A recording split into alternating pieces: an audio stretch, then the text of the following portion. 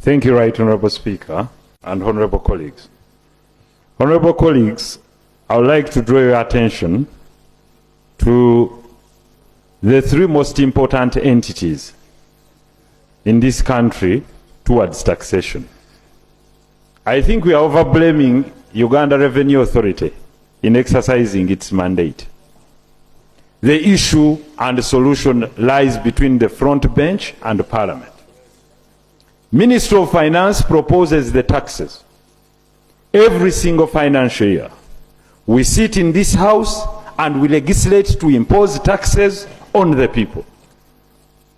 Right Honourable Speaker, I would like to thank you this time for bringing such level of awareness and the traders for rising up at this critical moment in time because it offers an opportunity. Right Honourable Speaker, the highest burden towards the taxpayers is the number of taxes the number of taxes imposed on them. Uganda is one of those countries, not the country with the highest taxes in the world, but one of those countries with deterrent taxes which are very high, levied by this House. That is why businesses are not able to survive without asking for tax cuts. Therefore, if you to pay every single tax diligently, you will find that you will have no single growth as a company. When you have high taxes, definitely you will have low growth, because you will have low savings for further investments or for future investments. Therefore, we as Parliament should advocate for low taxes that are easy to understand. In that, we shall solve this, we shall create a solution for our traders. Otherwise, continuously sending them to the President will not help, because the solution lies with us here in the House. If you are talking about VAT being at 18%, it is legislated by us. It is us with the powers to lower it to 14, 13, or even 10%, depending, because we have the mandate of our people. But there is a big disconnect between us and the Ministry of Finance.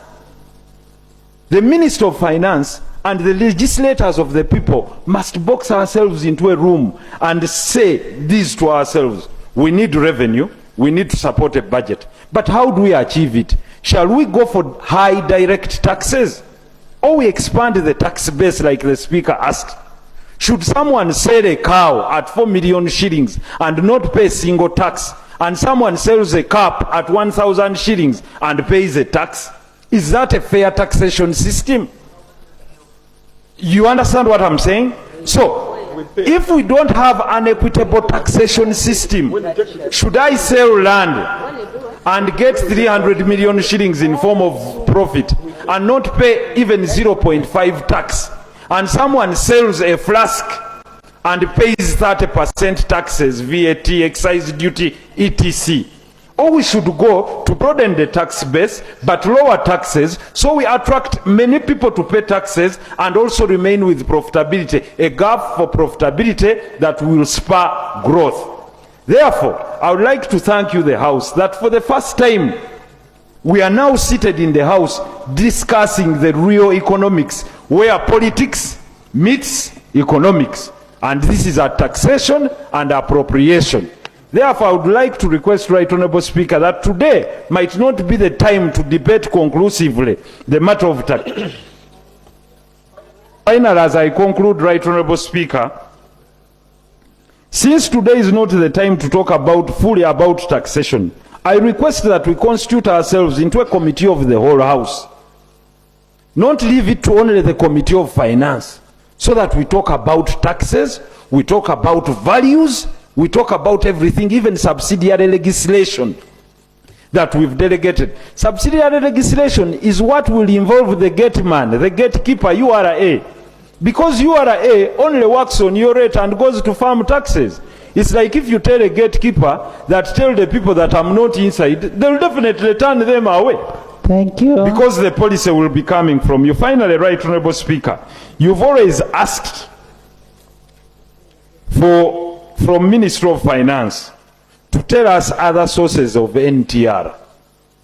Government companies have been the biggest defaulters of tax, and those choosing to be exempted from taxation, because they also know that there is no sane company in this environment that can be profitable with such taxation. That is why we are here to bail out Uganda Telecom, UBC, Uganda Railways, etc., because they also New Vision, because they also know that with this kind of tax regime, no single company can break even or even register growth, because this taxation levies a huge burden on those that invest.